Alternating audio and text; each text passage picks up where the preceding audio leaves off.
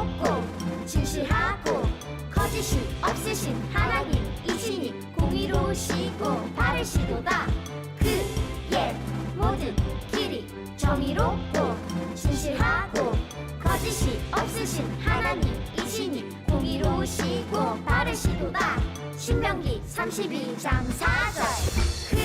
그의 모든 길이 정의롭고 진실하고 거짓이 없으신 하나님이시니 공의로우시고 바르시도다.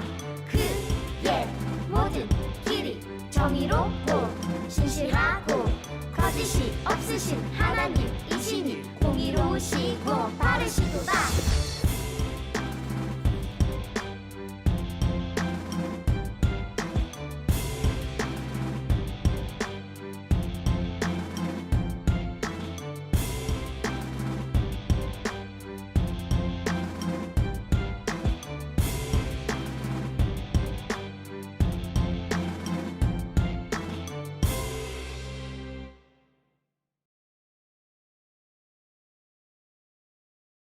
얘들아 안녕. 벌써 가을이 온 게 느껴지는 게 밤에 잘 때 선선한 바람이 들어와요. 그래서 여러분도 점점 가을이 오는 걸 느끼나요? 가을이 오면 하늘이 높아지고 구름이 깨끗해지는 게 저절로 기분이 좋아지는 것 같아요. 그렇다면 오늘의 말씀 우리가 함께 살펴볼까요? 여기가 어디지? 여러분 이런 동상 본 적 있나요? 어디에 있는 동상일까요? 이 동상은 우리나라 대법원에 있는 정의의 여신상이라고 불리는 동상이에요. 대법원? 뭐 하는 곳인지 혹시 아는 친구? 법에 따라 옳고 그름을 따져 사람들 사이에 생긴 갈등을 해결해 주는 곳이 법원이고, 법원은 대한민국 최고의 법원으로 모든 갈등의 최종 판결을 내리는 곳이에요. 그런데 보통 동상이라고 하면 칼이나 방패 또는 갑옷을 입고 있어야 할 것 같은데 이 동상은 좀 특이하네요. 무엇을 들고 있고 그것은 무엇을 의미하는지 우리가 함께 살펴볼까요? 먼저 오른손에 저울을 들고 있어요. 무엇을 상징하는 걸까요? 저울이 기울어지지 않고 균형을 이루는 것이 보이나요? 법 앞에 모든 사람은 평등하다는 의미로 어느 한쪽으로도 치우치지 않는 공정한 심판을 하겠다는 것을 뜻해요. 왼손에는 무엇을 들고 있나요? 그냥 책일까요? 아니요, 법전이에요. 정의를 실현하기 위해 자기의 주관적인 생각이나 자기의 유익을 위해 심판하는 것이 아니라 헌법과 법률에 의해서만 심판하겠다는 법치주의의 실천을 의미해요. 마지막으로는 여신상의 눈이에요. 다른 나라에 있는 정의의 여신상을 살펴보면 겉모습이나 외부의 유혹으로 인한 편견을 갖지 않겠다는 의미로 눈을 가리고 있어요. 그런데 우리나라 대법원의 여신상은 눈을 뜨고 있어요. 바로 그 뜻은 정확한 판결을 위해 바라보겠다는 뜻이래요. 이렇게 여신상이 들고 있는 저울과 법전, 뜬 눈 등으로 대법원은 공정하고 정의로운 판결을 할 것을 약속하고 있어요. 정의란 불의의 반대말로 잘못된 것에 대하여 의롭고 선한 마음을 갖는 것을 말해요. 정의라는 말은 심판이라는 의미를 담고 있어요. 죄를 지은 사람의 잘못에 대하여 벌을 내리려면 재판을 해서 정의로운 법을 통해 처벌하기 때문이에요. 이처럼 정의롭다라는 말은 죄를 판단하고 벌하는 것까지의 의미를 담고 있어요. 전도사님도 이렇게 우리 사회가 정의롭고 공평한 사회가 되었으면 좋겠어요. 그러나 사람들이 정의롭지 못하기 때문에 매일 크고 작은 사건들이 생겨나고 대법원도 존재하는 거예요. 하지만 이렇게 정의를 추구한다고 해도 완전하게 정의로울 수는 없어요. 사람은 완전하게 공정하고 공평한 판결을 할 수 없는 불완전한 존재이기 때문이에요. 그런데 우리와는 달리 완전하고 정의롭고 공평한 판결을 하실 수 있는 분이 계세요. 누구일 것 같아요? 대통령? 바로 하나님이에요. 온 우주와 인간을 만드신 전능하신 하나님, 모든 것을 알고 계신 전지하신 하나님만이 완전한 판결을 하실 수 있어요. 오늘 성경 이야기에서는 완전한 재판장이신 하나님께서 하나님의 백성인 이스라엘 사람들을 향해 멸망을 선포하세요. 과연 이스라엘 백성들이 어떤 불법을 행했기에 멸망이라는 무서운 심판을 받게 될 위기에 처하게 되었을까요? 우리 영상을 통해 한번 알아보도록 해요.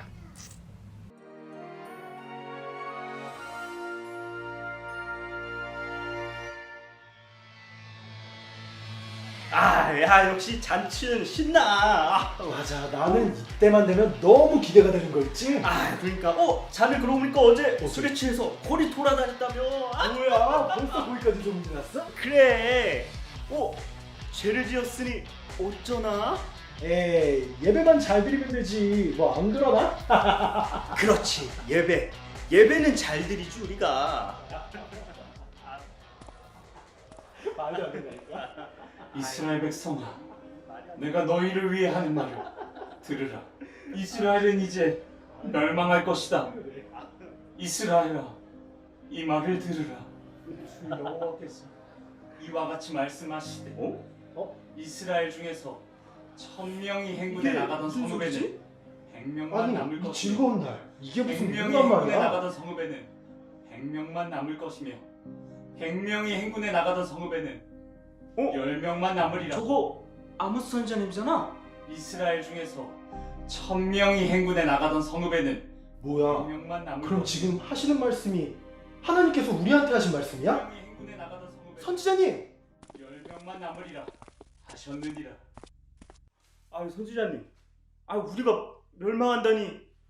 그게 무슨 말씀이세요? 하나님께서는 우리를 애굽에서 구원해 주시고 이렇게 우리를 풍요롭게 지내도록 해주셨습니다. 하지만 우리는 하나님과의 언약을 지키지 않았습니다. 하나님께서 지키라 하신 그분의 말씀을 지키지 아니하였습니다. 하나님께서 지키라 하신 거. 다른 신들을 섬겼습니다. 선함을 베풀기보다 자기의 욕심을 채우기 위해 가난한 자들을 괴롭히고 옳은 말을 하는 자들을 괴롭혔습니다.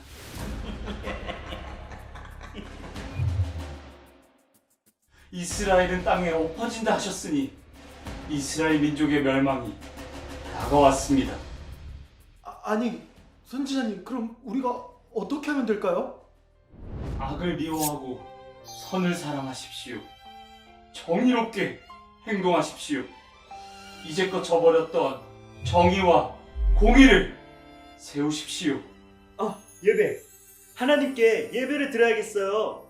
그래, 성전에 가서 예배를 드리자.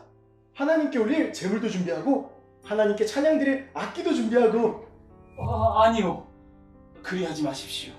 하나님께서는 그러한 예배를 전혀 기뻐하지 않으십니다. 마치 행사의 하나처럼 예배를 드리지 마십시오. 그보다 먼저 하나님 앞에 정의롭고 공의롭게 행동하십시오. 그것이 하나님께서 받기 원하시는 예배입니다.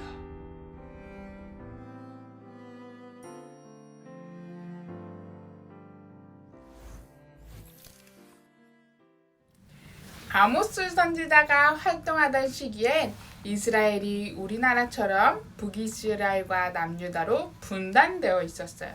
아모스는 남유다 출신으로 목축도 하고 농사를 짓던 평범한 사람이었어요. 그런 아모스가 하나님의 부르심을 믿고 하나님의 뜻을 전하는 선지자로 북이스라엘 사람들에게 하나님의 말씀을 선포하는 선지자였어요. 아모스 선지자가 이스라엘 백성들을 찾아가서 전한 하나님의 뜻은 무엇이었나요? 아모스는 하나님께서 더 이상 이스라엘 백성들이 드리는 제사를 기뻐하지 않으신다고 선포했어요. 아모스 선지자는 왜 이런 말을 했을까요? 그 이유는 이스라엘에 돈 많고 힘 있는 사람들이 가난하고 힘없는 사람들을 괴롭히고 예배도 하나님이 원하시는 진실한 마음이 없이 겉만 번지르르하게 하나의 행사처럼 예배를 드렸기 때문이에요. 이스라엘 백성들은 하나님의 말씀을 따르지 않고 자신의 마음대로 살면서 여호와의 날이 오면 하나님께 택함을 받은 자신들에게는 은혜와 구원이 임하고 모든 이방 나라와 원수들은 심판을 받게 될 거야 라고 믿었어요. 하나님께서는 이렇게 잘못을 저지르면서도 부끄러운 줄 모르고 더 큰 죄만 짓는 이스라엘 백성을 향해 멸망을 선포하셨어요. 죄악으로 가득한 삶을 회개하고 돌이키지 않으면 저 이방 나라와 똑같이 멸망당하게 될 것이라고 하나님은 경고하신 거예요. 아모스 선지자는 이러한 하나님의 뜻을 백성들에게 전달했어요. 아모스 선지자는 안타까운 마음을 가지고 공의로우신 하나님께서 이러한 판결을 내리셨다. 그러니 너희들도 빨리 너희의 죄를 깨닫고 하나님 앞에 돌아와라. 고 외쳤던 거예요. 하나님이 어떤 분이시라고요? 오늘 챈트 말씀을 크게 같이 읽어볼까요?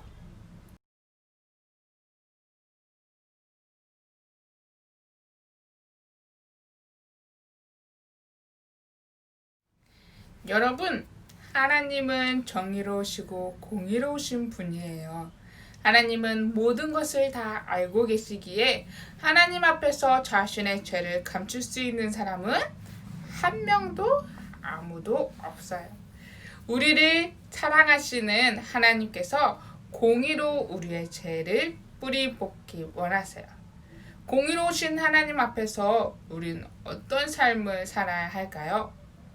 하나님은 공의로운 하나님이심을 분명하게 믿는다면 우리는 그런 하나님을 두려워할 것만 아니라 하나님의 말씀을 따르며 정의롭게 살고자 노력해야 돼요. 하나님께서는 우리를 너무나 사랑하시기 때문에 우리의 죄를 용서하시지만 죄를 깨닫게 해주심으로 우리가 잘못을 회개하며 죄의 길에서 돌이켜 하나님 안으로 들어오길 원하세요.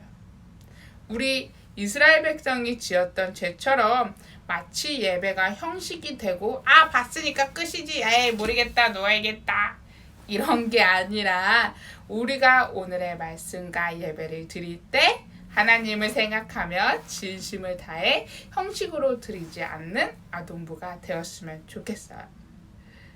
우리가 전에처럼 같이 예배당에 나와서 예배를 드릴 수 있는 상황도 아니고 내 옆에 선생님이 계신 것도 아니고 내가 혼자 드리거나 부모님과 함께 드리게 될 텐데 그래서 우리 마음이 나태해지고 그냥 들든 말든지 이런 마음이 우리 안에 생길 수 있어요.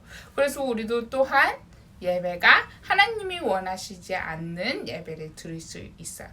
하지만 우리 아동부 친구들은 오늘 하나님의 말씀을 들었고 이스라엘 백성들이 어떤 죄를 저질렀는지 우리가 알게 됐잖아요. 그래서 우리가 같이 어쩔 수 없이 영상에 만날 때에도 우리가 하나님이 기뻐하시는 예배를 들을 수 있도록 노력하는 우리 아동부 친구들이 되었으면 좋겠어요. 그래서 오늘 배운 말씀을 마음에 잘 새기고 언제 어디서나 하나님의 정의와 공의를 따라 살아가는 하나님의 자녀가 되기를 축복합니다. 우리 함께 기도할까요?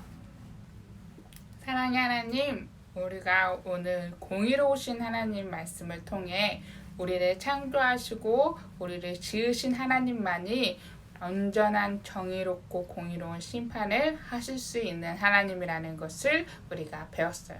그래서 우리 안에 감추고 싶은 죄랑 우리 안에 숨기고 싶었던 거짓말들도 하나님 앞에서 드러나지 않는 죄가 없다는 것을 우리가 배웠어요. 우리가 똑같이 이스라엘 백성들과 같은 죄를 짓는 것이 아니라 공의롭고 정의로우신 하나님을 기억하며 우리가 그런 하나님 안의 삶을 살기 위해 노력하며 나아가는 우리 아동부가 될 수 있도록 인도하여 주세요. 그래서 보이지 않는 곳에서 우리가 서로 보지 못하고 예배를 드리지만 그 안에서도 하나님을 느끼며 기쁨으로 살아가는 우리가 될 수 있도록 인도하여 주세요.